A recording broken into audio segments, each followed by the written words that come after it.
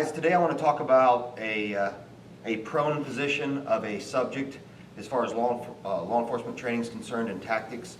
That it's our opinion that it's done wrong, and I want to explain why it's done wrong and our possible solution or recommendation for that.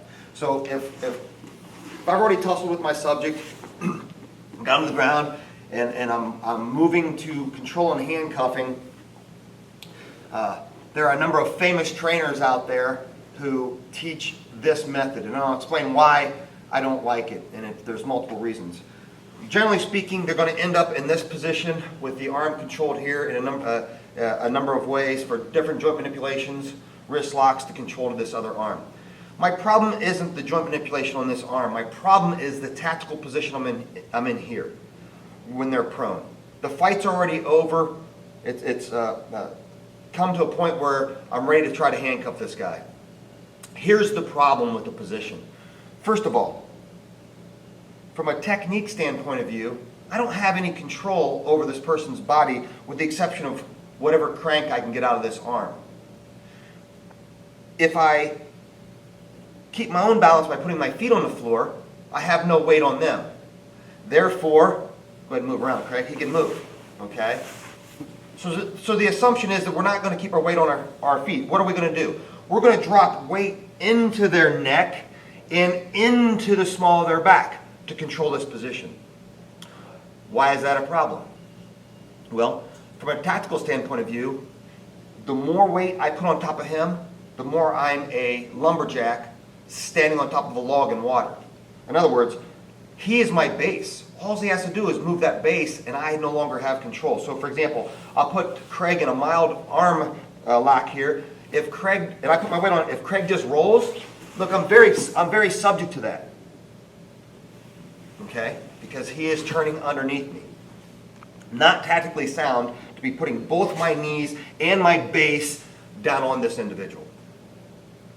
From a liability standpoint of view, here's the problem when you get these great martial artists teaching law enforcement tactics. I've been a member of the law enforcement community since 1995, and I can tell you a lot of these trainers, though their technique and background are phenomenal, they've never actually made an arrest, and they've never dealt with liability. This here, I can tell you from the Team Chitwood standpoint of view, we do the training arm of response to resistance, is a tactical or a liability nightmare. By me putting weight down on the back of this compliant individual's neck, with his head rotated and downward pressure, I have the potential to do a lot of damage.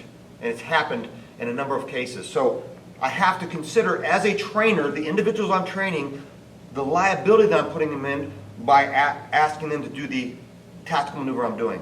So tactically it's not sound, he can roll, and liability, this is a huge issue anytime I start dropping weight in the back of this guy's neck.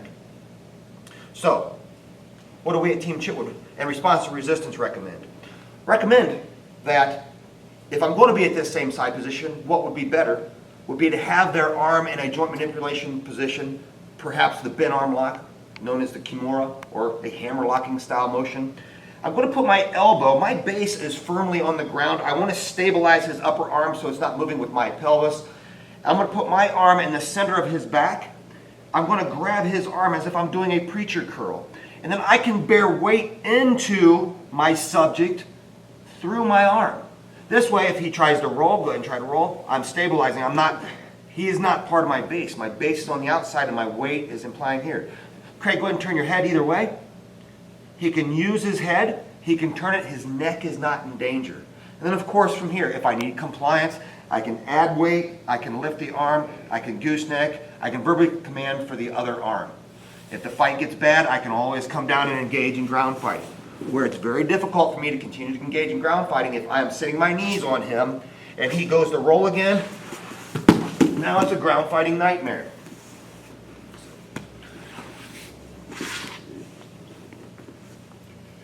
So, it's one thing we want you to consider if you choose to teach law enforcement, that you look at your techniques from a tactical standpoint of view and a liability standpoint of view.